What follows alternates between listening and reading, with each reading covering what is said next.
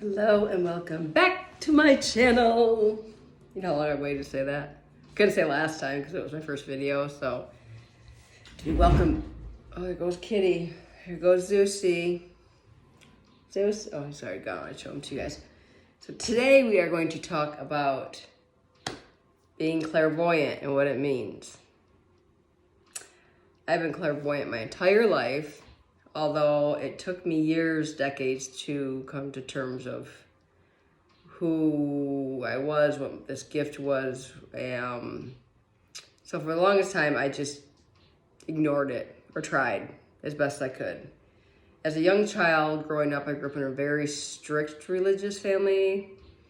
My parents were not very understanding of my gift. In fact, I was dubbed a liar as a child because I would see things and hear things and have,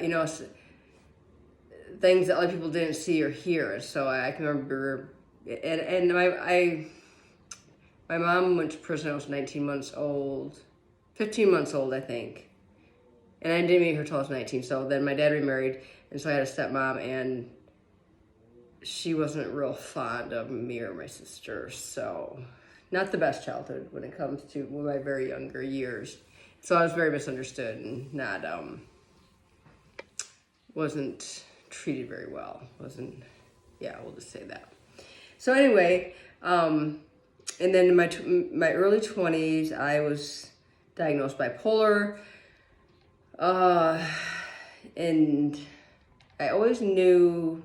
Because clairvoyant goes along with being an empath, clairvoyance can not only see or hear other things that aren't there, including like spirits. I can see spirits. I have seen spirits. And it's not all the time, but there are things where the few people that are close to me that actually know that I'm clairvoyant, because like I said, growing up, I was not allowed to talk about it or share it or. So for the longest time, I just didn't tell people. I just kept it to myself. But if there's somebody I'm comfortable, like, very few people in my life that, I'll be like, hey, do you see that over there? Is that just me? And sometimes they're like, no, I see that. And other times they're like, what are you looking at? So, it's always fun to hang around somebody's clairvoyant. Some people mistake it for, some clairvoyants can like predict the future and stuff. I can definitely predict things, like I know when stuff's gonna happen, but I don't like do readings. I'm not comfortable. I probably could, because I definitely get the thoughts and the feelings from people, and it's really hard to be out in public because you feel everything everyone else is feeling. Like, you could never lie to me. Nobody can ever lie to me. You can't lie to, somebody who's clairvoyant, because they already know. They just know things. I drive, and you gotta be careful with that, because then people think you're a know-it-all, like you gotta be careful, like just blurting stuff out. Sometimes I get thoughts that go through my head, and I have to like filter them out between like what are my thoughts and what are not my thoughts. And sometimes, especially if I'm somewhere where there's a lot of people, which I try to avoid at all costs these days. In my younger years, I used to go to concerts and stuff, and I think that's what a lot of my mental stuff came from, because it was just too overwhelming. I didn't understand, and can you imagine just being, how if you're just in a room with one or two people and you can feel their thoughts and feelings, it's one thing, but you get into a stadium or something, or you're around a lot of people all the time. Like, I used to work in a prison. That was like the worst place for me to be. You're talking 1,500 inmates, and the staff, like, whole nother video there. Like me talk about my correction officer days, let me know below.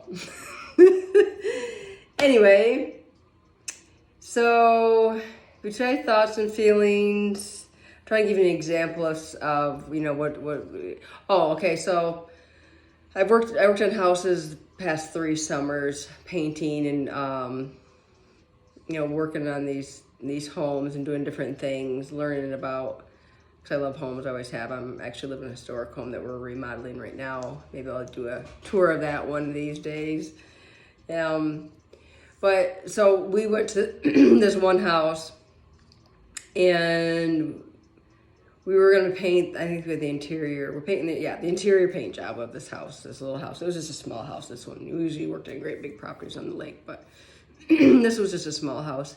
And we're walking through, and we go up the stairs, and I go in one bedroom. Okay, oh, okay, this is cute up here. It's 2 bedrooms. It's, you know, got a nice full bath. And I walked into the bedroom on the left, went to the top of the stairs, and the bathroom was right there. And then there was a bedroom here, and then there was a bedroom here. But when I went in that bedroom, it was just immediate grief, sadness just hit me, and I just like started bawling, like, out of the blue, you know. It makes it like, that's the kind of stuff you can't control. And what I was picking up was a small child had either somebody had a miscarriage or somebody had lost a baby just in, you know, and that room had a connection to that. But it was very sad. I couldn't even stay there. In fact, I didn't even paint that house. I wouldn't. In fact, I went down the stairs and out the door and sat on the front porch until my partner was done with what they were doing inside. And I'm like, I can't. And he understands because he knows how I am. So things like that, and lucid dreams are something that I have experienced all my life. A lot of things come to me in my dreams. Like, for instance, right now, I've been doing a lot of research on the Sydney West disappearance of the young 19-year-old college student in Berkeley, California, that disappeared off the Golden Gate Bridge September 30th, 2020. And I've been diving into her case, and it's been like, there's just so much information and things that are, you know, that go through my head. And so sleeping's been an issue. Well, it's always been an issue. I've been pretty much an insomniac my whole life. Usually, another thing goes to being clairvoyant. You don't sleep that well.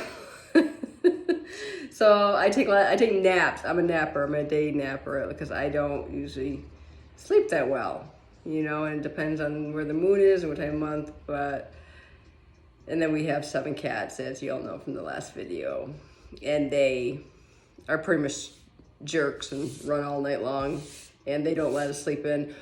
In fact, Wiggles, every morning, his human cat dad, I call him. So when you hear me say dad, that's actually Wiggles' human cat dad. We call ourselves mom and dad to the cats. I'm sure we're not the only ones. Wiggles comes in. You know, we never sleep. We usually up between 5:30, so between 5:30 and 7:30 maybe at the latest if Wiggles lets us sleep in. But he comes in the room and he'll start.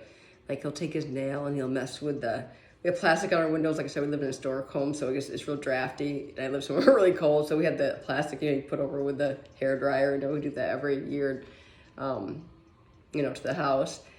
And Wiggles will go up and he'll take his nail, and he knows it pisses off his dad.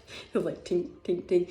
And sure enough, Dad will get out of bed and stomp his foot, and Wiggles will run off and and it's all wooden floors, so it's loud, and they skid down the staircase, a big staircase, and there's no sleeping in. Like, once they want you up, you're getting up. I was gonna look up clairvoyant. Like, I like to always read the technical terms, of things. Like, not the technical terms. The Wikipedia term. Clairvoyance is the claimed ability to gain information about an object, person, location, or a physical event through extrasensory perception. Any person who is claimed to have such ability is said accordingly to be clairvoyant. And I'm also, like I said, an empath, and I am Rh negative, and I'll do a whole video on just Rh negative blood. If you don't know anything about that, that's pretty fascinating in itself. Only 15% of the population have it. It cannot be traced back to the Reese monkey gene like the other 85% of the population. In fact, it can't be traced back to anything. They call it alien blood. So if you don't know anything about Rh negative, I will definitely do a video on that, because that's a very interesting topic, and I know quite a bit about that because I've done lots of research, and I'm Rh negative myself. So thank you once again for joining me. I'm sorry there's no kitties today. They're off napping somewhere. So I hope you all enjoy your week, and thank you for joining me once again. Also, I think I said I was going to leave my link in the last video, you know, down below. I said that, and I apologize because I didn't know how to do the down below. Shouldn't be promising things that I don't know how to do, but I'll get better. It was only my first video, and I know I sometimes I'm hard to understand. As a child, I stuttered a lot, and I like I told you a little bit about my childhood wasn't the greatest, so I never really learned to talk properly. Even when I was went to kindergarten, first grade, I had extensive speech therapy. So part of going to YouTube was helping me work through that. So be nice here. This is a hate-free zone. Everyone's welcome. There's no judgment zone. We'll say that. And I won't tolerate anything here because people deserve to be treated without judgment. So anyway, love and light to all.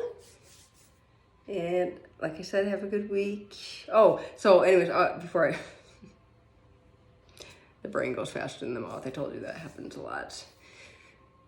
The links, my links, I'll have to figure out how to attach them. If you go to my About Me in my, my YouTube page, if you go to About, the links are in there. I don't know if I can put my links in there. Can I put my links in there? I don't know. I'll figure it out, but it's BiancaStClair, BIANCA, and then a capital S and a T and a CLAIR, BiancaStClair, BINCASTS, or sorry, CLAIR, ST. Did I say that right? BiancaStClair, BIANCA, Bianca. This is what happens. I get tongue-tied. You know what my name is, okay? And y'all know how to spell it, so we'll just stop before I embarrass myself any further here because I can't talk. BiancaStClair. I am on TANGO and LIKEE, and also have an Instagram account. I go live on TANGO and LIKEE. I'm just setting my schedule up for that. I believe it's going to be Monday, Wednesdays, and Fridays. And then I will post once a week on YouTube. So maybe more if it depends on what I have going on that week, but for sure once a week on Sundays. And I might actually maybe go live on YouTube maybe at the same time as one of those. I'll work that out. Let me know if anybody wants to see me live on YouTube. I can always stream over there too. So, all right. Love to all. I will talk to you later.